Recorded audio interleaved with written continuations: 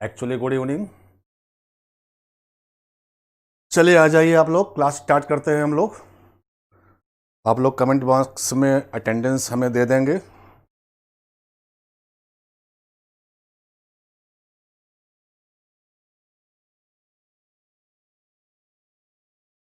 तो स्टार्ट करते हैं क्लास हम लोग। पिछली क्लास में हम लोगों ने कूलॉम्स लॉ की बात किया था, उस पर क्वेश्चंस वगैरह की प्रैक्टिस हम लोगों ने कर लिया था। आज से हम लोग स्टार्ट करेंगे इलेक्ट्रिक फील्ड। ठीक, जैसा कि हम लोगों ने चार्ज की प्रॉपर्टी में ये बात पढ़ा है कि कोई भी चार्ज पार्टिकल अपने चारों ओर एक इलेक्ट्रिक फील्ड प्रोड्यूस करता है, और ये इलेक्ट्रिक फील्ड्स जो होती हैं वो स्पीड ऑफ लाइट से जो है प्रोपेगेट करती हैं। ठीक है, आज की क्लास में हम लोग जो है इन्हीं इलेक्ट्रिक फील्ड्स को कि न्यूमेरिकल वैल्यूज क्या होंगी, कि चार्ज की वजह से किसी पर्टिकुलर पोजीशन पर कितनी फील्ड स्ट्रेंथ प्रोड्यूस हुई होगी, उस फील्ड स्ट्रेंथ की न्यूमेरिकल वैल्यू को हम लोग डिफाइन करेंगे। ठीक है, तो this is just a definition कि किसी पॉइंट चार्ज की वजह से या किसी भी पर्टिकुलर पोजीशन पर जो इलेक्ट्रिक फील्ड की वैल्यू होती है वो हम लोग कैसे डिफाइन करते हैं उसकी बात सीखते हैं। तो आ जाइए आप लोग, लेट मत करिए। ये कमेंट बॉक्स का चैट ऐप का है या फिर उसका है, यूट्यूब का? ओके, आप लोग जो है कमेंट बॉक्स में हमें मेंशन करेंगे अपनी अटेंडेंस, ताकि मैं प्रॉपरली आपकी क्लास शुरू कर सकूं। ठीक है, तो स्टार्ट करते हैं। Electric field, electric field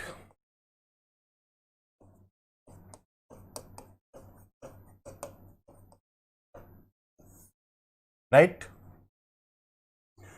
electric field strength को हम लोग लेटर ई से डिनोट करते हैं। ये एक वेक्टर क्वांटिटी होती है, सबको मालूम होगा। डायरेक्शन भी होगा, मैग्नीट्यूड भी होगा, और वेक्टर के रूल्स को फॉलो भी करेगा। It is a vector quantity. इसी फील्ड स्ट्रेंथ की हम लोगों को बात करनी है आज। तो इसे डिफाइन किया गया है कि electric field strength at a position is equal to force experience by 1 coulomb point charge. Electric force experience by 1 coulomb point charge, और 1 कूलम्ब पॉइंट चार्ज को हम लोग बोलते हैं टेस्ट चार्ज। तो मैं लिख दे रहा हूं यहां पर +1 कूलम्ब पॉइंट चार्ज।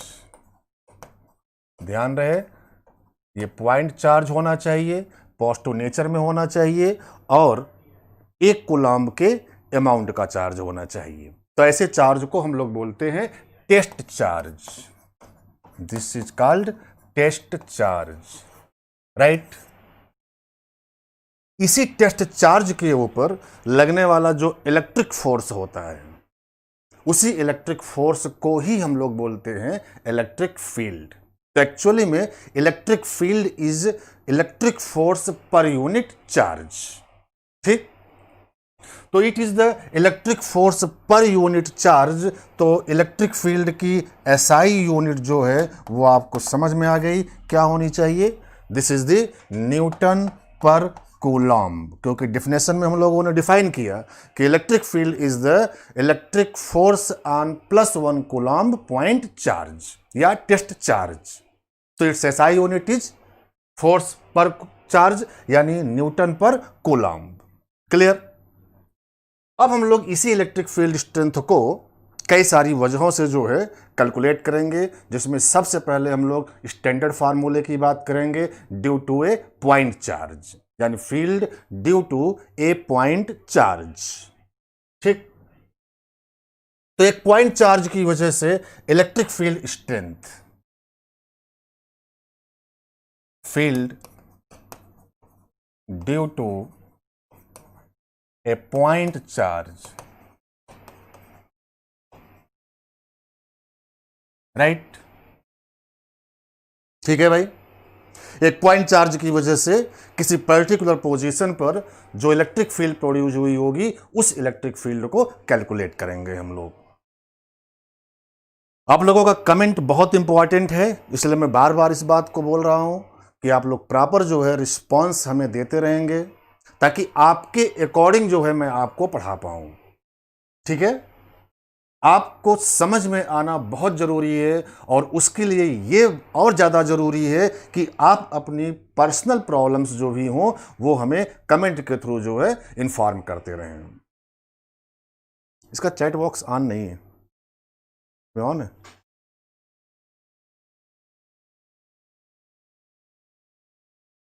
चलिए, तो field due to a point charge, तो बाय डेफिनेशन हम लोग निकालेंगे। मान लो भैया कि हमारे पास एक प्लस क्यू के अमाउंट का पॉइंट चार्ज है, पॉजिटिव नेचर का चार्ज है, amount of charge plus Q. इस चार्ज की वजह से आर की पोजीशन पर जो इलेक्ट्रिक फील्ड प्रोड्यूस हुई होगी उस इलेक्ट्रिक फील्ड को हमें कैलकुलेट करना है। तो डेफिनेशन हम लोगों ने ये बोला कि जिस जगह पर हमें इलेक्ट्रिक फील्ड स्ट्रेंथ पता करना हो उस जगह पर एक टेस्ट चार्ज ले आओ, मतलब कि +1 कूलम्ब का एक पॉइंट चार्ज ले आकर के रख दो, और उसी के ऊपर लगने वाला इलेक्ट्रिक फोर्स फाइंड कर लो। जितना भी उसके ऊपर इलेक्ट्रिक फोर्स लग रहा होगा उसी फोर्स को हम लोग बोल देंगे उस जगह की इलेक्ट्रिक फील्ड स्ट्रेंथ। तो बताइए कि इस +1 कूलम्ब के पॉइंट चार्ज के ऊपर जो इलेक्ट्रोस्टैटिक फोर्स लग रहा होगा वो कितना लग रहा होगा, कूलम्ब के लॉ से हम लोग लिख सकते हैं। तो दैट फोर्स, जिसे हम लोग इलेक्ट्रिक फील्ड बोलने वाले हैं, is equal to Q1 Q2 by 4 pi epsilon naught R square. तो this is equal to Q1 capital Q, Q2 1 coulomb, multiply किया तो Q मिला upon 4 pi epsilon naught R square. This is the magnitude of the field strength at this position. अब ये vector quantity है, direction भी होगी, direction बिल्कुल वही होगी जो फोर्स की होगी। तो बताइए, इस प्लस क्यू के चार्ज की वजह से इस +1 कूलम्ब के चार्ज के ऊपर जो लगने वाला फोर्स था वही फील्ड थी, और वो फोर्स जो है रिपल्सन का होगा तो आगे की ओर, यानी इसकी वजह से यहां पर जो फील्ड होगी वो आगे की ओर होगी, यानी इस वाले चार्ज से दूर। ऐसे ही अगर ये चार्ज -Q के अमाउंट का होता भाई तो भी हम लोग डिफिनेशन से काम करेंगे। आर की दूरी पर इस जगह पर फील्ड निकालना है तो टेस्ट चार्ज ले आओ। याद रखिएगा टेस्ट चार्ज ऑलवेज क्या होगा, पॉजिटिव होगा, +1 कूलम्ब का ही होगा। तो आप +1 कूलम्ब का चार्ज यहां रखो, इसके ऊपर लगने वाला जो फोर्स होगा वही फील्ड की वैल्यू होगी। उस फील्ड की जो वैल्यू होगी वो Q/4 पाई एप्सिलॉन नॉट R स्क्वायर के इक्वल ही होगा। फोर्स का मैग्नीट्यूड इतना ही आएगा, वही फील्ड हो जाएगा। बट डायरेक्शन ऑफ फील्ड जो आपकी बार होगी वो पीछे की ओर हो जाएगी, क्योंकि ये चार्ज नेगेटिव और ये चार्ज पॉजिटिव, तो इनके बीच में क्या होगा, अट्रैक्शन। तो याद रखिएगा कि पॉजिटिव चार्ज होगा तो away from the charge field होगी, और नेगेटिव चार्ज होगा तो टुवर्ड्स द चार्ज फील्ड होगी। This is the electric field strength due to a point charge. Clear? बहुत ही सिंपल है, डेफिनेशन हम लोगों ने ये काम कर लिया। क्वेश्चंस वगैरह जो आपसे मैक्सिमम पूछे जाते हैं वो यहां इस केस में तो हम लोग आसानी से फील्ड की वैल्यू लिख लेंगे, लेकिन क्वेश्चन जहां पर ज्यादातर बनते हैं वो होते हैं डिस्ट्रीब्यूटेड चार्ज के केस के लिए, मतलब चार्जेस पॉइंट चार्ज नहीं होंगे। ठीक, तो 3 प्रकार के चार्ज का डिस्ट्रीब्यूशन होगा। एक होता है लीनियर डिस्ट्रीब्यूशन ऑफ चार्ज, जिसमें एक लाइन के अलोंग चार्जेस फैलते हैं। दूसरा होता है सरफेस डिस्ट्रीब्यूशन ऑफ चार्ज, जिसमें चार्ज किसी सरफेस एरिया पर डिस्ट्रीब्यूटेड होंगे। और तीसरा होता है वॉल्यूम चार्ज डिस्ट्रीब्यूशन, जिसमें इंटायर वॉल्यूम में चार्ज का डिस्ट्रीब्यूशन होगा। ठीक है, पॉइंट चार्ज का केस का रिजल्ट ये है, लेकिन हम लोगों को जो मेनली डिस्कस करना है वो डिस्ट्रीब्यूटेड चार्ज के केस को डिस्कस करना है। तो कैसे करते हैं उस चीज को हमें समझना है। याद रखिएगा, ये जो रिजल्ट स्ट्रिक्टली हम लोग अप्लाई करेंगे, this is strictly valid for the point charge. ठीक, तो डिस्ट्रीब्यूटेड केस में कैसे फील्ड हम लोग निकालेंगे उसका अपना एक तरीका है, थोड़ा सा मैथमेटिकल तरीका है। ठीक है, समझ में सबको आएंगी, समझते हैं। मान लो कि चार्ज किसी भी शेप और साइज पर फैला हुआ हो, चाहे लीनियर हो, चाहे सरफेस हो या वॉल्यूम हो। ठीक, 3 प्रकार का डिस्ट्रीब्यूशन होंगे, तीनों में से कोई भी प्रकार का डिस्ट्रीब्यूशन हो, अप्रोच जो है फील्ड को निकालने का हर एक में एक ही रहेगा। तो चलो भाई, मान लिया कि इस प्रकार से चार्जेस हर जगह पर फैले हुए हैं, पहली बात बताइए, क्या ये पॉइंट चार्ज है? नहीं। This is the case of distribution. Uniform भी हो सकता है और नॉन यूनिफॉर्म भी हो सकता है, व्हाटएवर कुछ भी हो, हर जगह पर चार्ज फैले हुए हैं। और किसी पर्टिकुलर पोजीशन पर, मान लो वो पोजीशन P है, यहां पर हमें इन पूरे चार्जेज की वजह से इलेक्ट्रिक फील्ड स्ट्रेंथ लिखनी है। ठीक, तो प्रोसीजर ये होता है कि हम लोग जो है एक जनरल पोजीशन पर जाएंगे और वहां पर से जो है एक बहुत ही स्मॉल चार्ज कंसीडर करेंगे, जिसे हम बोलते हैं डिफरेंशियल चार्ज। उसे DQ से हम लोग डिनोट करेंगे। तो चलो मान लिया कि एक जनरल पोजीशन यहां पर हम लोग गए और उस जगह पर एक डिफरेंशियल चार्ज DQ हम लोगों ने मान लिया। DQ is very small. अब ये DQ इतना स्मॉल है कि इसको हम लोग पॉइंट चार्ज इमेज कर सकते हैं। This is considered as point charge. This DQ is considered as the point charge. First step हमारा यही होता है। पहले स्टेप में हम लोग जनरल पोजीशन पर पहुंच करके एक डिफरेंशियल चार्ज DQ जो है कंसीडर करेंगे, जिसे मान लेंगे कि वो एक पॉइंट चार्ज हो गया है। ये इतना स्मॉल चार्ज होगा कि इसे हम लोग पॉइंट चार्ज इमेजिन कर सकते हैं। ठीक, अब अगर आपने इसे इमेजिन कर लिया पॉइंट चार्ज, तो भाई इसकी वजह से, अकेले इस DQ की वजह से पॉइंट P पर फील्ड कितनी होगी, हम लोग पॉइंट चार्ज के फार्मूले से उस फील्ड को लिख सकते हैं। मान लिया कि इस DQ की दूरी पॉइंट P से कितनी है, R। तो अकेले इस DQ की वजह से, जिसे पॉइंट चार्ज माना गया है, की वजह से इस जगह पर जो फील्ड होगी वो फील्ड भी बहुत स्मॉल होगी। मान लिया वो कितनी है, DE है। उस स्मॉल फील्ड DE की जो वैल्यू होगी पॉइंट चार्ज के फार्मूले से, क्या था फार्मूला, Q/4πε0r²। यहां पर Q की जगह पर क्या है, DQ, तो DQ/4πε0r²। ये एक डिफरेंशियल फील्ड अपने को मिल गई। चार्ज पॉजिटिव होगा तो away from the charge, negative होगा तो टुवर्ड्स द चार्ज। ठीक, क्या ऐसे ही डिफरेंशियल चार्ज DQ हर जगह पर पड़े होंगे और उन हर DQ की वजह से इस पॉइंट P पर ऐसे ही डिफरेंशियल फील्ड DE मिल रही होगी? तो नेट फील्ड पॉइंट P पर अगर हमें कैलकुलेट करनी हो तो क्या उन सभी डिफरेंशियल फील्ड का वेक्टर सम करना होगा? वेक्टर सम करने का मतलब इंटीग्रेट करना होगा। Integration is the summation. ठीक है, तो अगर हम लोग, और ध्यान रखिएगा हम लोग वेक्टर क्वांटिटीज को ऐड कर रहे हैं, और वेक्टर क्वांटिटीज में ऐड वही होती हैं जिनकी डायरेक्शन क्या होंगी, सेम। तो हम लोग इसी को इंटीग्रेट करके नेट फील्ड फाइंड कर सकते हैं। लेकिन याद रखिएगा कि इंटीग्रेशन करते समय हम लोग देखेंगे कि क्या सभी डिफरेंशियल फील्ड की डायरेक्शन सेम है या नहीं है। जिनकी डायरेक्शन सेम होंगी उन्हीं को हम लोग जो है इंटीग्रेट करेंगे। इंटीग्रेट मींस ऐड करेंगे। तो net field is comes out at point P, this is equal to integral of DE। ये हमारा फाइनल स्टेप हुआ। तो एक्चुअल में यहां पर 3 स्टेप बनते हैं। पहले स्टेप में क्या करना होगा, जनरल पोजीशन पर जाकर के डिफरेंशियल चार्ज DQ लेना होगा। दूसरे स्टेप में जो है उसी DQ को पॉइंट चार्ज मान करके डिफरेंशियल फील्ड DE फाइंड करना होगा। और फाइनली तीसरे स्टेप में जो है उसी डिफरेंशियल फील्ड DE को इंटीग्रेट करके नेट फील्ड कैलकुलेट कर लेना है। हाँ, इंटीग्रेशन करते समय ध्यान रखना होता है कि direction of all differential field क्या होनी चाहिए, सेम। ये तो हुआ भाई कॉन्सेप्ट। ठीक, तो इन 3 स्टेप्स को लगा करके हम लोग किसी भी डिस्ट्रीब्यूटेड केस में जो है नेट इलेक्ट्रिक फील्ड कैलकुलेट करते हैं। हालांकि ऐसा काम आप लोगों ने 11th क्लास में भी किया होगा।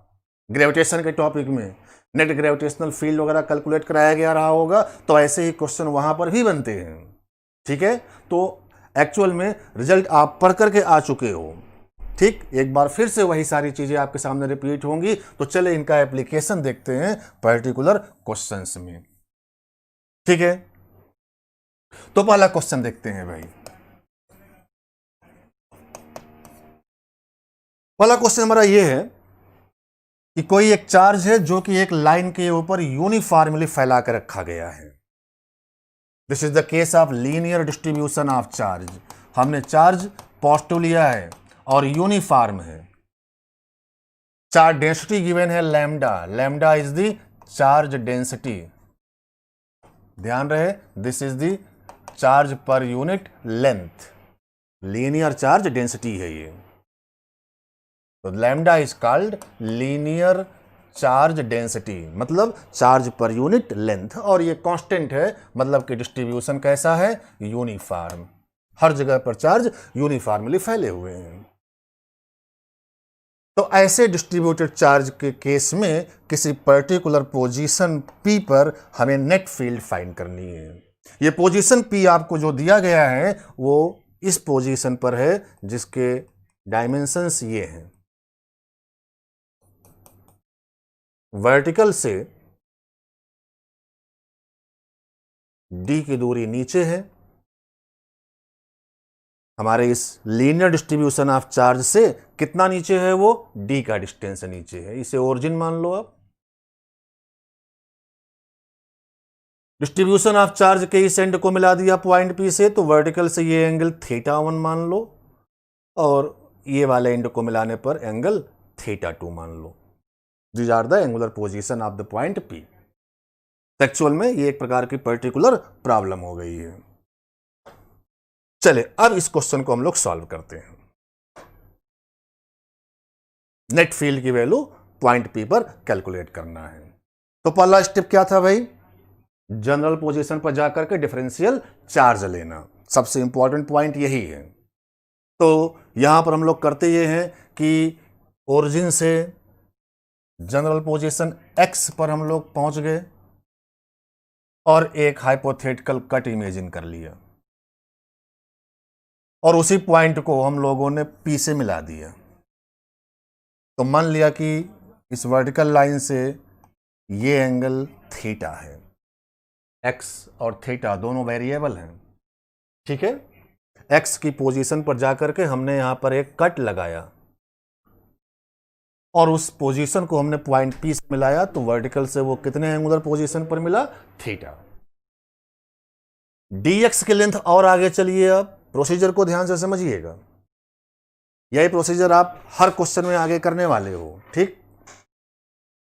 तो हम लोग जनरल पोजीशन x पर जाकर कट लगाए, फिर dx का लेंथ और आगे बढ़ करके एक कट और लगा दिया, dx is very small length, एक कट और लगा दिया। उस पॉइंट को भी आप P से मिला दो, मिला दिया। यहां से लेकर के यहां तक का एंगल थीटा है और यहां से यहां तक की लेंथ x है। अगर आप यहां से यहां तक आगे बढ़े dx, तो यहां से यहां तक का जो एंगल बढ़ा होगा वो एंगल भी बहुत कम रहा होगा, वो एंगल d थीटा मान लो। कितना मान लिया आपने, d थीटा मान लिया। अच्छा भाई, बहुत बढ़िया। अब ये जो एलिमेंट मिल रहा है dx की लेंथ का, लीनियर चार्ज डिस्ट्रीब्यूशन में ये जो dx की लेंथ का एलिमेंट मिला भाई, बहुत स्मॉल लेंथ है। इसी dx के एलिमेंट में जो चार्ज होगा वो बहुत स्मॉल चार्ज होगा, उसी चार्ज को हम लोग बोलेंगे डिफरेंशियल चार्ज dq। तो differential charge dq in this element dx, ठीक है, कितना होगा, पर यूनिट लेंथ पर कितना चार्ज है, लैम्डा। तो बताइए कि dx के लेंथ में कितना चार्ज होगा, lambda into dx, simple calculation. पर यूनिट लेंथ में चार्ज लैम्डा, तो यहां पर जो dx की लेंथ होगी उसमें चार्ज कितना, लैम्डा इंटू dx, ठीक है। अब इसे हम लोग क्या मानेंगे, पॉइंट चार्ज। इसे क्या मानेंगे भाई, पॉइंट चार्ज। प्रोसीजर में हमने आपको बताया है कि dx की पोजीशन पर जो चार्ज है वो dq है, उसे हम लोग क्या मान लेंगे, point charge. This is our first step, complete हो गया। अब इसे पॉइंट चार्ज मान लिया, तो अकेले इसकी वजह से इस जगह पर कितनी फील्ड होगी, वो फील्ड DE हम लोग लिखेंगे, और उसको हम लोग स्टैंडर्ड फार्मूले से लिख सकते हैं, Q/4πε0 r स्क्वायर से। तो चलो भाई लिख लो, तो this is equal to dq upon 4πε0 r square.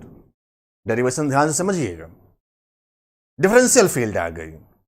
अच्छा भाई, ये चार्ज पॉजिटिव है, तो इस जगह पर जो फील्ड होगी वो अवे फ्रॉम द चार्ज। जानते हैं हम लोग इलेक्ट्रिक फील्ड की डायरेक्शन पॉजिटिव चार्ज से दूर और नेगेटिव चार्ज की तरफ होता है। तो this is the direction of electric field DE due to this differential charge dq, right, जिसकी न्यूमेरिकल वैल्यू इसके इक्वल है। ठीक है भाई।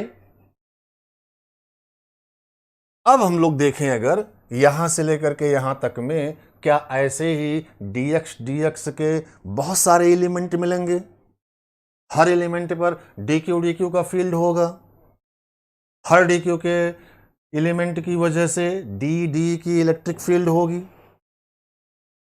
ऐसे कितने एलिमेंट होंगे भाई? इनफाइनाइट, यहां से वहां तक में infinite number of differential element होंगे, डिफरेंशियल चार्ज dq होंगे और डिफरेंशियल फील्ड de होगी। कितने? इनफाइनाइट। तो नेट फील्ड कितनी होगी? सबको ऐड करो। ऐड करने से पहले देखेंगे क्या डायरेक्शन ऑफ फील्ड सबकी सेम है। अगर सेम होगी तो सीधे सीधे इंटीग्रेट कर लेंगे, और अगर सेम नहीं होगी तो हम लोग कंपोनेंट वगैरह लेकर के सेम डायरेक्शन वाले कंपोनेंट्स को इंटीग्रेट करेंगे। ठीक है, this is our final step. Okay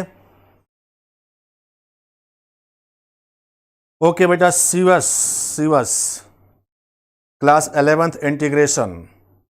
बेटा ये क्लास 12th चल रही है।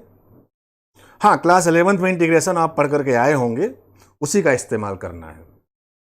हाँ तो चलिए देखिए, यहां वाले dq की वजह से इस जगह पर फील्ड de इधर आ गई। ध्यान से देखो, क्या ऐसा एक एलिमेंट यहां पर भी मिला होगा, उसकी वजह से फील्ड कुछ ऐसे मिलेगी। आगे भी आपको एलिमेंट मिलेंगे, इसकी वजह से फील्ड कुछ ऐसे मिलेगी। सबकी डायरेक्शन सेम नहीं है, सबकी डायरेक्शन क्या दिखेगी? अलग अलग। तो हम लोग डायरेक्टली इसको इंटीग्रेट नहीं कर सकते हैं, क्योंकि ये वेक्टर क्वांटिटी है, और वेक्टर क्वांटिटी में हम लोग इंटीग्रेट सिर्फ सेम डायरेक्शन वालों को ही कर सकते हैं, बिकॉज इंटीग्रेशन इज समेशन, और वेक्टर में सेम डायरेक्शन की चीजें ही ऐड होती हैं। तो सारे डिफरेंशियल फील्ड जो यहां से यहां तक में मिलेंगे वो सेम डायरेक्शन में नहीं है। तो उसके लिए हम लोगों को इसके कंपोनेंट लेने होंगे, और वो वाले कंपोनेंट इंटीग्रेट करेंगे जो सेम डायरेक्शन में होंगे। अगर ध्यान से देखो तो आपको इस डी का एक कंपोनेंट मिलेगा नीचे और एक कंपोनेंट मिलेगा पीछे। कैसे? देख लो, ये एंगुलर पोजीशन थीटा, तो ये एंगल भी क्या बन गया? थीटा बन गया। इस डी का एक कंपोनेंट जो नीचे वाला है, this is comes out D cos theta, component लेना आपको आना चाहिए। ये वाला कंपोनेंट कितना बनेगा? D sine theta. हमने इस डी के दो कंपोनेंट रिजॉल्व कर लिए, D cos theta, D sine theta. आप यहां से यहां तक में कहीं का भी एलिमेंट ले लो, हर एक एलिमेंट का जो डिफरेंशियल फील्ड डी होगा वो तो सेम डायरेक्शन में नहीं होगा, लेकिन हर एक का एक कंपोनेंट नीचे मिलेगा और एक कंपोनेंट पीछे मिलेगा। तो क्या ये वाले सारे कंपोनेंट जो नीचे वाले हैं वो इंटीग्रेट होने चाहिए, ये वाले सारे कंपोनेंट जो पीछे की ओर हैं वो इंटीग्रेट होने चाहिए? बिल्कुल, क्योंकि ये सब किसमें है? सेम डायरेक्शन में। तो कुछ नहीं करना है, आप अलग से इसको इंटीग्रेट कर लो, तो सभी के फील्ड का ये वाला कंपोनेंट ऐड होकर के मिल जाएगा। इस वाले को अलग से ऐड कर लो, इंटीग्रेट कर लो, तो सभी के फील्ड का ये वाला कंपोनेंट ऐड हो जाएगा।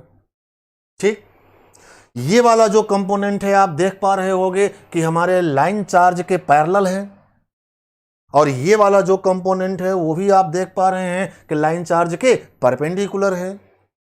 तो इस वाले कंपोनेंट को इंटीग्रेट करने पर जो है आपको पैरेलल फील्ड मिलेगी। इस लाइन डिस्ट्रीब्यूशन के पैरेलल जो है नेट फील्ड का कंपोनेंट आएगा, उसे हम लोग लिखेंगे इंटीग्रल डी साइन थीटा। समझ में आ रही होगी बात? इस वाले को इंटीग्रेट करेंगे तो हमें इस लाइन चार्ज के परपेंडिकुलर कंपोनेंट फील्ड की वैल्यू आएगी, इसे ई परपेंडिकुलर बोलें, तो this is integral of D cos theta. Clear? बताइएगा, जहां पर भी आपको कोई भी डाउट होगा तुरंत आप कमेंट में मेंशन कर दीजिएगा, एक बार फिर से उसको हम रिपीट कर देंगे। समझ में आनी बहुत ज़रूरी है बात, क्योंकि स्टैंडर्ड रिजल्ट है, इस रिजल्ट को हम लोग ड्राइव कर रहे हैं, बाद में इसी रिजल्ट का हम लोग जो है न्यूमेरिकल्स में जो है एप्लीकेशन करेंगे, तो इसलिए पहले रिजल्ट को समझना बहुत ज़रूरी है। तो चलिए भाई, अब इन दोनों को इंटीग्रेट करके हम लोग अपने रिजल्ट पर आते हैं। इन दोनों में से एक इंटीग्रेट करते हैं, बाकी दूसरा डायरेक्टली हम लोग सिमेट्री से लिख लेंगे। कैसे? चलो पहले वाले को करते हैं। तो पहले वाले को करते हैं, ये सब मैं हटा दे रहा हूं, फिर से देखिएगा बाद में। तो ई पैरेलल चलिए निकालते हैं। Calculation of E parallel, integral of D E sine theta. ठीक है भाई, put the value of D E. D E की वैल्यू अभी हम लोगों ने लिखा था D Q upon 4 pi epsilon naught R square, यही था। क्लियर हो गई ये बात? अब भाई ये बताओ, into sine theta, D Q की वैल्यू हम लोगों ने कितना रखा था भाई? Lambda sine, sorry, lambda into D X upon 4 pi epsilon naught R square. What is the value of R? उस फिगर को देखिए, फिर से यहां पर मैं बना रहा हूं। उस फिगर में आर जो था वो आपको दिखना चाहिए। ये हमारा ओरिजिन था, यहां से एक्स की पोजीशन पर हम लोग गए थे। ये एंगल कितना था? थीटा था कि नहीं भाई? और ये दूरी कितनी थी? डी। जो हमारा आर था, क्या वो आर ये कट लगा हुआ था डी एक्स के एलिमेंट का, प्रीवियस फिगर जो हम लोगों ने बनाया था। ये जो हमारा डिस्टेंस है, क्या यही डिस्टेंस हमारा आर है भाई? बिल्कुल। यहाँ के एलिमेंट की वजह से इस जगह पर जो फील्ड हम लोगों ने निकाला था उसमें D Q upon 4 pi epsilon naught R square लिखा था। तो वो आर कौन सी दूरी थी? ये वाली दूरी थी। आप ध्यान से देखो, ये ट्रायंगल आपको दिख रहा है, राइट एंगल ट्रायंगल है। क्या इस राइट एंगल ट्रायंगल से आप आर की वैल्यू लिख सकते हो? बिल्कुल। तो अलग से यहां पर मैं लिख रहा हूं, this R is equal to under root X square plus D square आया होगा। कितना आ गया? Root of D square plus X square. तो रखेंगे हम लोग यहां पर आर स्क्वायर की जगह पर डी क्यू की वैल्यू लैम्डा डी एक्स हो गया upon 4 pi epsilon naught R square, जिसमें आर की वैल्यू कितनी है? Root of X square plus D square. तो चलो ये रख करके स्क्वायर कर दोगे तो रूट हट जाएगा, मैं हटा रहा हूं इसको। तो this is x square plus D square into sine theta, into sine theta आ गया। ठीक, चलो भाई बहुत बढ़िया, ये इंटीग्रेशन हो गया। अब जो है हम लोग इस इंटीग्रेशन में लिमिट लगाएंगे। क्या लगाना होता है? लिमिट। तो अगर आप देखो तो हम लोगों को जो क्वेश्चन में दिया गया था, वर्टिकल से ये एंगल θ1 था और ये एंगल कितना था? θ2 था।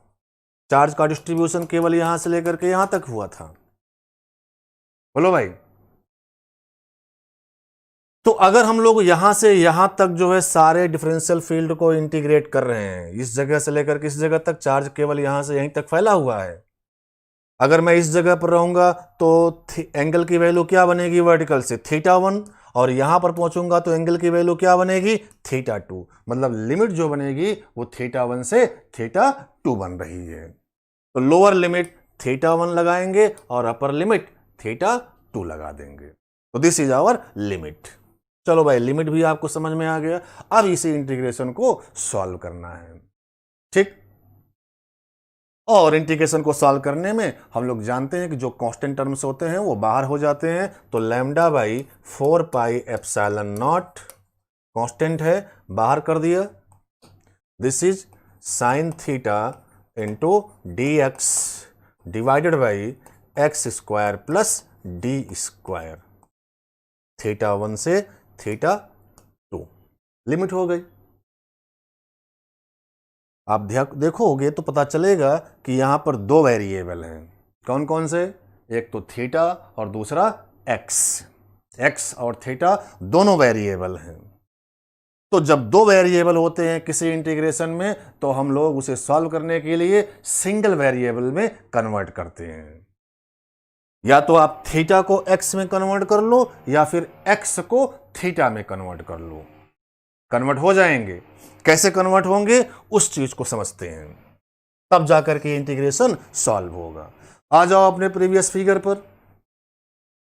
ठीक है, आप लोग प्रीवियस फिगर देखने के लिए बैक में जाकर के जो है स्क्रीन पर देख सकते हैं, वो फिगर आपके सामने बना हुआ होगा, या फिर से मैं आपके सामने यहां पर एक फिगर बना रहा हूं जो हमारा ओरिजिनल क्वेश्चन था उसको देखिए। डिस्ट्रीब्यूशन ऑफ चार्ज ये था,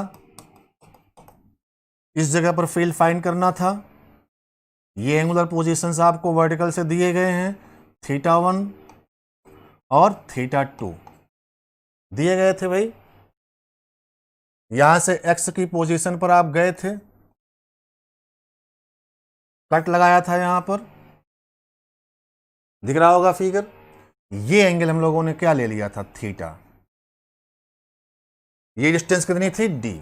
वही फिगर आपके सामने एक बार फिर से बना हुआ है। वही वाला राइट एंगल ट्रायंगल आप देख लो, this right angle triangle, right angle triangle है ये। इस राइट एंगल ट्रायंगल में आपको दिख जाएगा tan थीटा का फार्मूला अप्लाई करके, तो बोलो क्या मिलेगा, tan theta is equal to perpendicular upon base यानी x बाई डी। ठीक है, तो tan थीटा की वैल्यू x बाई डी, तो x की वैल्यू कितनी आ गई, d tan थीटा। x की जगह पर हम लोग क्या यूज कर सकते हैं, d tan थीटा। चलिए दोनों साइड में डिफरेंशिएट कर दें तो लेफ्ट साइड में dx हो जाएगा और राइट साइड में d tan थीटा का डिफरेंशिएशन होता है sec स्क्वायर थीटा। तो this is d sec square theta into d theta. तो सब्स्टिट्यूशन में x की जगह पर d tan थीटा आएगा, जहां जहां पर x होगा ये रख लो, और dx की जगह पर d sec square theta into d theta आ जाएगा। ठीक है, तो सॉल्व करने पर जो रिजल्ट आएगा अब उसकी बात करते हैं। तो E parallel this is comes out lambda by 4 pi epsilon naught, ये integral sine theta into dx की जगह पर क्या रखोगे, d sec square theta into D theta, d sec square theta into D theta divided by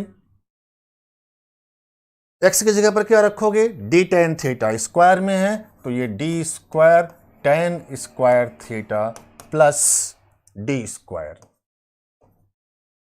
substitution करने के बाद आ गया रिजल्ट, लिमिट θ1 से θ2, ये अपनी लिमिट थी। अब इसको हम लोग सिंप्लीफाई करते हैं, इंटीग्रेशन हमारा सॉल्व हो गया। एक्चुअल में इस पर्टिकुलर क्वेश्चन में सबसे मेन काम जो था अपना वो यही था, ये मैथमेटिकल चीज यहां पर आपके सामने दिख रही है, ये कैलकुलेट करना आप सबको आना चाहिए। ठीक है, नीचे से डी स्क्वायर कॉमन होकर के ऊपर के एक डी को कैंसिल करेगा, जो दूसरा डी बचेगा उसको इंटीग्रेशन के बाहर कर लेते हैं। तो this is comes out lambda by 4 pi epsilon naught D, integration के अंदर sine theta into sec square theta into D theta divided by 1 plus tan square theta. कितना होता है भाई, सेक स्क्वायर थीटा होता है। This is the result of trigonometry, 1 plus tan square is equal to sec square theta. Now this sec square theta and this sec square theta is cancel out, limit θ1 to θ2। तो finally E parallel की value आ गई lambda by 4 pi epsilon naught d integral sine theta into D theta over limit θ1 and θ2। Simplest form में आ गया result. और sine theta का integration आप सब लोगों को अच्छे तरीके से मालूम है, माइनस कॉस थीटा। तो इसको इंटीग्रेट करिए, लिमिट लगाइए, लिमिट वगैरह लगाने के बाद जो रिजल्ट बनता है वो result E parallel this is equal to lambda by 4 pi epsilon naught D, इसका इंटीग्रेशन आप कर लोगे माइनस कॉस थीटा आएगा। Upper limit minus lower limit करना आप अच्छे तरीके से जानते होंगे, तो दिस इज, इसको मॉड के अंदर रख दे रहे हैं हम लोग, cos theta 1 minus cos theta 2 आ गया। मॉड में इसलिए रख दिया क्योंकि हम लोग मैग्नीट्यूड लिख रहे हैं और मैग्नीट्यूड ऑलवेज पॉजिटिव होता है। मॉड अगर नहीं लगाएंगे तो ये वैल्यू नेगेटिव भी आ सकती है, इसलिए हम लोग इसको मॉड के अंदर रख रहे हैं, केवल मैग्नीट्यूड। तो this is parallel component of net field. Net field का पैरेलल कंपोनेंट है। किसके पैरेलल? वो लाइन चार्ज जो था उसके पैरेलल। ऐसे ही नेट फील्ड का जो परपेंडिकुलर कंपोनेंट होगा, लाइन चार्ज के परपेंडिकुलर कंपोनेंट, उसे सॉल्व करने के लिए जो दूसरा वाला इंटीग्रेशन था, उस इंटीग्रेशन को हम लोग करेंगे, तो जो रिजल्ट आएगा बिल्कुल इसी के सिमिलर रिजल्ट आएगा, lambda upon 4 pi epsilon naught D mod of sine theta 1 minus sine theta 2 आ जाएगा। ठीक, एक में कॉस का टर्म रहेगा और एक में साइन का टर्म रहेगा। तो ये हमारे नेट फील्ड के पैरेलल और परपेंडिकुलर कंपोनेंट आ गए। समझ पा रहे होंगे आप? इसी रिजल्ट को आपको याद रखना होगा। और एक बात और, ये नेट फील्ड के हमारे पैरेलल और परपेंडिकुलर कंपोनेंट हैं, तो नेट फील्ड की वैल्यू कितनी होगी? इन दोनों का रिजल्टेंट, और आप जानते हो कि ये दोनों आपस में कैसे होंगे? परपेंडिकुलर। और दो परपेंडिकुलर वेक्टर्स का जो रिजल्टेंट होता है अंडर रूट ए स्क्वायर प्लस बी स्क्वायर। अगर दो परपेंडिकुलर वेक्टर हमारे ए और बी हों तो इनका जो रिजल्टेंट होगा वो रिजल्टेंट अंडर रूट ए स्क्वायर प्लस बी स्क्वायर होता है, और इनके बीच में से जाता है। ठीक है, ये एंगल अगर आपसे पूछ ले थीटा कितना होगा, तो this is equal to tan inverse A by B लिखते हो आप, परपेंडिकुलर अपॉन बेस करते हो tan के लिए। ये सारी बातें अपने को मालूम है, तो इसका यूज करके हम लोग नेट फील्ड कैलकुलेट कर सकते हैं। ठीक है, तो net field at point P, जहां पर फील्ड हमें निकालना था, उसकी value under root E parallel square plus E perpendicular square कर लेंगे हम लोग। क्लियर हो गई होगी बात? तो एक्चुअली में आपको ये रिजल्ट याद रखने हैं। ठीक है, ये रिजल्ट याद रखने हैं, और इसी रिजल्ट का हम लोग अब आगे के क्वेश्चन में एप्लीकेशन करेंगे। तो एक बार फिर से मैं आप लोगों के सामने वो फिगर बना रहा हूं जो क्वेश्चन में दिया गया था, और डायरेक्ट इन रिजल्ट को उस फिगर में लिखते हैं।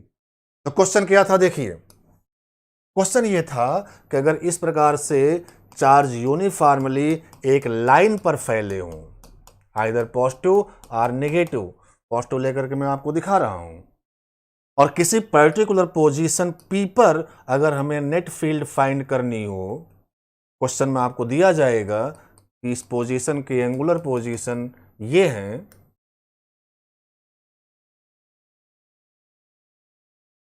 वर्टिकल से पॉइंट P की जो डिस्टेंस है वो d है, ये थीटा 1 के एंगल पर है और ये थीटा 2 के एंगल पर है।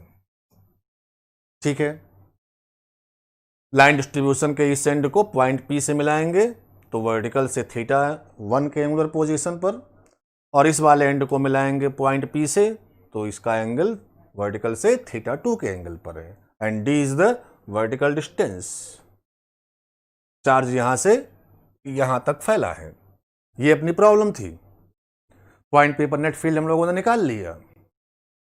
याद रखिएगा, इस पॉइंट P पर जब भी अब हम लोग किसी क्वेश्चन में फील्ड की बात करेंगे तो उस फील्ड का हमेशा दो कंपोनेंट लेना, एक कंपोनेंट इसके पैरेलल और एक कंपोनेंट इसके परपेंडिकुलर।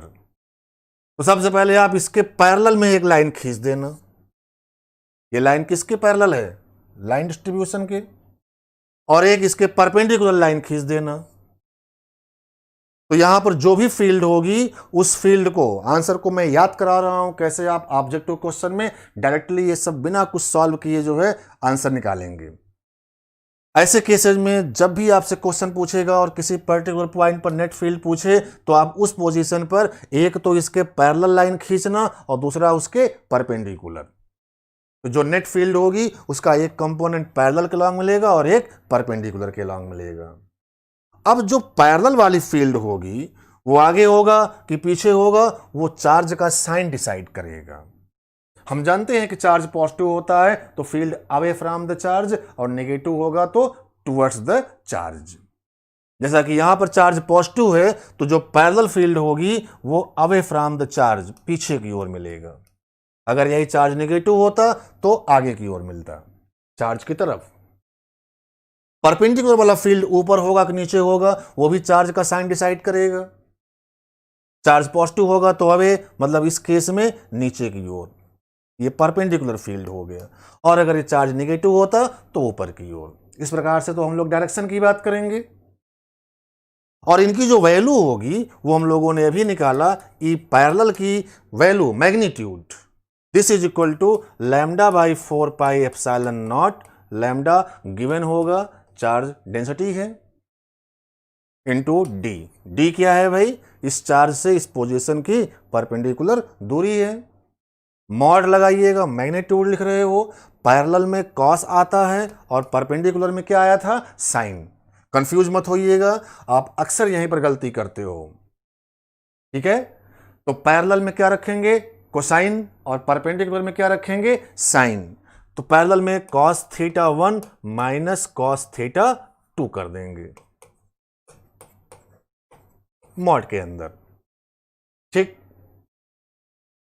ऐसे ही परपेंडिकुलर की वैल्यू लिखना होगा तो lambda by 4 pi epsilon naught D mod of, इसमें साइन आएगा माइनस साइन थीटा 2।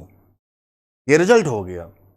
और जब नेट फील्ड पूछेगा तो इन दोनों का रिजल्टेंट कर लेंगे। परपेंडिकुलर हैं ये दोनों हमेशा, तो इन दोनों का जो रिजल्टेंट होगा इनके बीच से कुछ इधर की ओर जाएगा। This is the net field. और इस नेट फील्ड की जो वैल्यू होगी हम लोग वेक्टर के मेथड से under root of E parallel square plus E perpendicular square करते हैं। क्लियर हो गई होगी बात? ये एंगल अगर आप पूछे तो वो एंगल भी हम लोग लिख सकते हैं। मान लो ये एंगल अल्फा है या थीटा है, जो भी मानना हो मान लो, तो this alpha is equal to tan inverse perpendicular upon base. तो ई पैरेलल परपेंडिकुलर यहां पर ये होगा, इस एंगल के लिए परपेंडिकुलर ये बनेगा और बेस ये बनेगा, तो this is E parallel upon E perpendicular. ठीक है भाई, this is our standard result. एक बात और, ये जो डेरिवेशन हम लोगों ने किया जिसके करस्पॉन्डिंग ये हमारे आंसर्स आ रहे हैं, उसमें हम लोग ये देख पा रहे हैं कि ये दोनों एंगल थीटा 1 और थीटा 2 वर्टिकल से एक ही सेंस में है। कौन सा सेंस है ये? क्लॉकवाइज। तो थीटा 1 और थीटा 2 दोनों यहां पर वर्टिकल से एक ही सेंस में है, तब के लिए रिजल्ट ये है। लेकिन मान लो क्वेश्चन में अगर ये दोनों एंगल थीटा 1 और थीटा 2 वर्टिकल से एक ही सेंस में ना हो, एक क्लॉकवाइज सेंस का हो और एक एंटी क्लॉकवाइज सेंस का हो, तो ऐसे केस में आप इसी रिजल्ट में एक एंगल को पॉजिटिव मान लेना और दूसरे एंगल को नेगेटिव, किसी को भी पॉजिटिव मान लेना और दूसरे को नेगेटिव। मॉड लगा हुआ है, कोई फर्क नहीं पड़ेगा। जैसे वर्टिकल से एक एंगल इस सेंस में लिया गया हो और एक एंगल इस सेंस में लिया गया हो, यहां पर दोनों एक ही सेंस में है और रिजल्ट ये आया। बट क्वेश्चन में अगर एंगुलर पोजीशन अपोजिट सेंस में हो, एक क्लॉकवाइज में हो और एक एंटी क्लॉकवाइज में हो, तो आप एक एंगल अगर प्लस लेंगे तो दूसरा वाला क्या ले लेंगे? माइनस का। ठीक है, इस बात को आपको ध्यान में रखना है। क्लियर? तो चलिए, अब ये रिजल्ट आपके पास आ गया है। अब इनका हम लोग एप्लीकेशन करते हैं पर्टिकुलर क्वेश्चंस में, जहां पर डायरेक्ट इसी फार्मूले से हम लोग अपना आंसर निकालते हैं। समझ गए होंगे? तो चलिए, मान लो क्वेश्चन ये है कि एक यूनिफॉर्म चार्ज का डिस्ट्रीब्यूशन है, यूनिफॉर्मली चार्ज फैला है, बोला गया है लेंथ जो है एल के इक्वल गिवन है, एल के लेंथ तक फैला है। टोटल चार्ज इसके ऊपर गिवन है क्यू के equal, Q is the net charge, L is the length of line charge distribution. जिस पोजीशन पर हमें नेट फील्ड फाइंड करनी है दैट पोजीशन इज,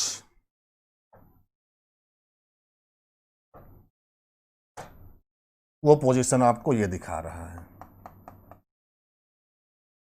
यहां से L की दूरी नीचे पॉइंट P है। ठीक है भाई।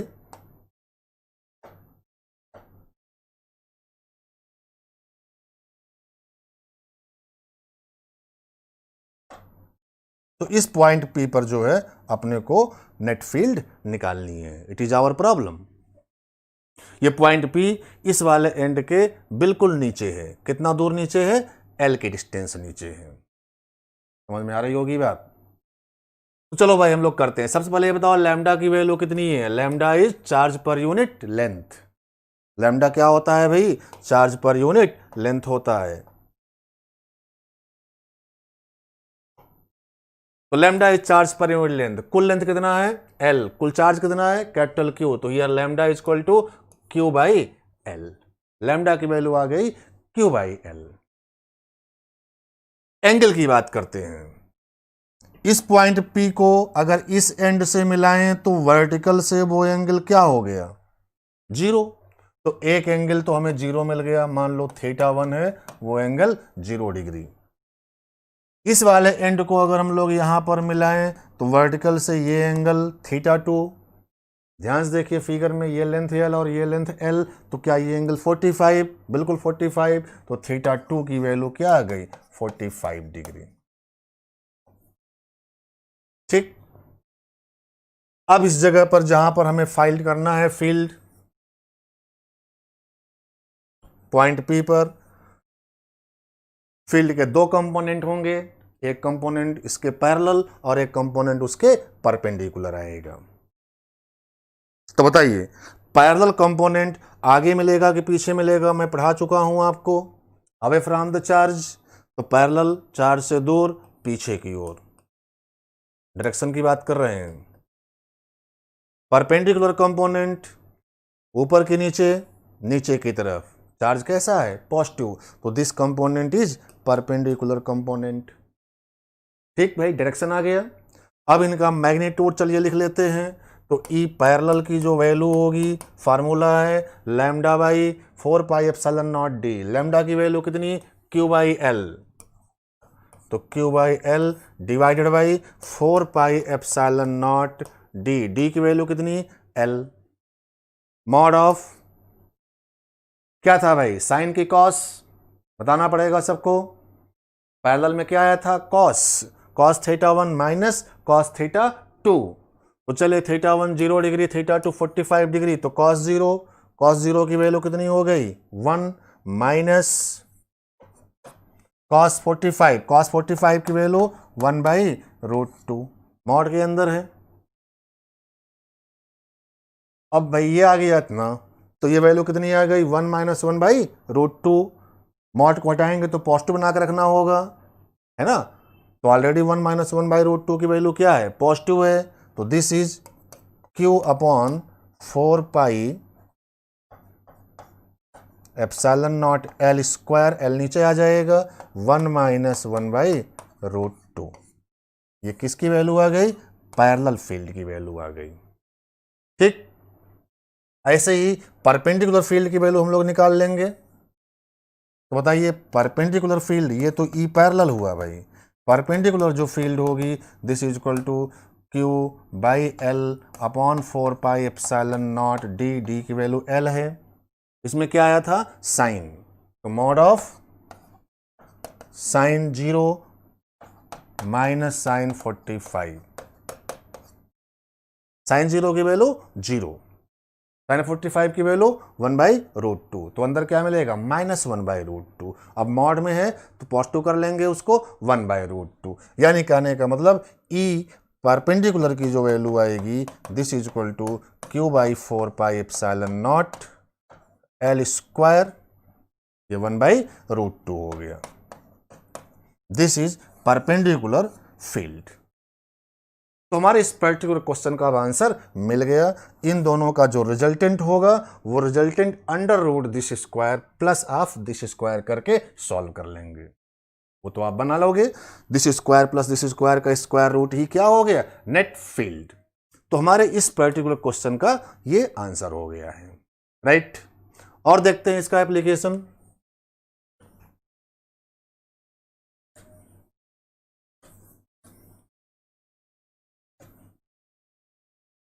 चलो मान लो ये चार्ज ट्वाइस एल के डिस्टेंस तक फैला है। कितने लेंथ तक फैला है, 2L। टोटल चार्ज कितना है, Q। इसका middle point, this is the mid point से L के डिस्टेंस से नीचे यहां पर जो है आपसे फील्ड निकलवाई जा रही है। तो चलो निकाल लेते हैं भाई। This is the mid point बोला गया है, तो लैम्डा की वैल्यू क्या होगी भाई, Q/2L। लैम्डा की वैल्यू Q/2L। जिस जगह पर फील्ड निकालनी है उस पॉइंट को हम लोग दोनों फ्री एंड से मिला दें, मिला दिए तो वर्टिकल से एक एंगल ये बनेगा और एक एंगल ये बनेगा, वही θ1 और θ2। ये ट्वाइस L है, मिड पॉइंट है, तो ये लेंथ L हो गया, ये भी L, तो क्या ये एंगल 45 बना, बिल्कुल ज्योमेट्री से। ये वाला एंगल भी कितना बन जाएगा, 45। लेकिन आप देख पा रहे हो कि ये दोनों एंगल अपोजिट सेंस में हैं, तो एक एंगल प्लस लेंगे और एक एंगल माइनस लेंगे। चलो इसको अगर हमने प्लस ले लिया तो ये वाला माइनस हो जाएगा। याद रखिएगा इस बात को, यहीं पे गलतियां होती हैं। सेम साइड में होगा तो सेम साइन का एंगल रखेंगे, अपोजिट अगर साइड में हमारे एंगल होंगे तो एक प्लस तो एक माइनस।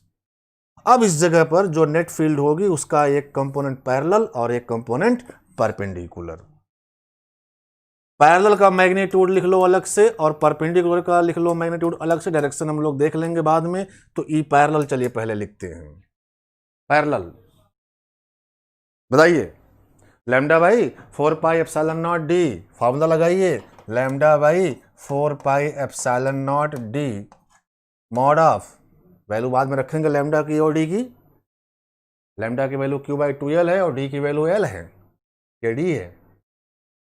क्या था इसमें, कॉस, तो कॉस θ1, इसको θ1 मान लो, किसी को भी θ1 किसी को भी θ2 माना जा सकता है, तो ये θ1 मान लो, cos 45 माइनस cos θ2, θ2 की वैल्यू -45, तो cos -45 ये आ गया। अब आप लोग जानते होंगे cos -θ is equal to cos θ होता है। याद रखिएगा, जिनको ना मालूम हो नोट कर ले इस बात को। cos में अगर एंगल नेगेटिव होता है तो हम लोग उस नेगेटिव साइन को हटा देते हैं, cos -θ is equal to cos θ, और sin -θ is equal to sin θ। अगर साइन का एंगल नेगेटिव में होगा तो हम लोग उस माइनस को बाहर कर लेते हैं, तो sin -θ is equal to sin θ, but cos -θ is equal to cos θ। Clear, तो ये बात अपने को मालूम है। हाँ, तो क्या बनना चाहिए, cos -45 cos 45 हो जाएगा, ये भी cos 45 और ये भी cos 45 का डिफरेंस 0, तो अंदर 0 आ जाएगा, मतलब ई पैरेलल की वैल्यू क्या आ गई, 0। मतलब कि ना तो फील्ड हॉरिजॉन्टल आगे होगा और ना ही पीछे, तो जो भी फील्ड होगी अब कौन सी होगी, वर्टिकल, मतलब परपेंडिकुलर। तो परपेंडिकुलर का मैग्नीट्यूड लिखो, लैम्डा, लैम्डा की वैल्यू कितनी थी भाई, Q/2L डिवाइडेड बाई, यहां आप लिख रहे हैं ई परपेंडिकुलर, तो Q/2L divided by 4πε0d, D की वैल्यू आल्सो L है, mod of sin 45 minus of sin -45, तो sin 45 माइनस sin -45 ये बना, और साइन का एंगल अगर नेगेटिव होता है तो बाहर हो जाएगा। बोलो भाई, ये वाला एंगल माइनस बाहर करोगे तो क्या ये प्लस कर देगा, यानी अंदर कितना हो गया, 2 sin 45, और sin 45 की वैल्यू 1/√2, तो ई परपेंडिकुलर की वैल्यू आ गई, दिस इज Q/2L, नीचे आ जाएगा, 2L नीचे आएगा तो 8πε0 L² और ये 2 sin 45 मतलब 2/√2। 2 से ये 8 कैंसिल करेंगे तो ई परपेंडिकुलर की वैल्यू आ गई Q/4πε0 L²√2। समझ में आ गई होगी बात। तो this is the E perpendicular, this is the E parallel, और दोनों का रिजल्टेंट यही आएगा, मतलब यही हमारा नेट फील्ड हो गया। तो हमारे इस पर्टिकुलर क्वेश्चन का आंसर ये बना। ठीक है, तो ऐसे बहुत सारे केसेस बनाए जा सकते हैं, यहां पर हम लोग करेंगे भी उनको अभी अगली क्लास में। लेकिन आप देखेंगे ऐसे हर क्वेश्चन में हम लोग यही पैरेलल और परपेंडिकुलर का जो रिजल्ट सीखा है आज की क्लास में, वही अप्लाई करके सारी प्रॉब्लम्स जो है सॉल्व होनी है। ठीक है, तो नेक्स्ट लेक्चर आप लोग जरूर अटेंड करिएगा, क्योंकि नेक्स्ट लेक्चर में इसी फार्मूले का मैं आपको कुछ एडवांस लेवल पर जो है एप्लीकेशन कराऊंगा, जो खास तौर पर जो है वो जेईई मेंस और एडवांस के कंपटीशन के लिए इंपॉर्टेंट होंगे। ठीक है, तो मिलते हैं नेक्स्ट क्लास में इसी फार्मूले के साथ में और इसी तरह के क्वेश्चंस को आगे बढ़ाते हुए। राइट।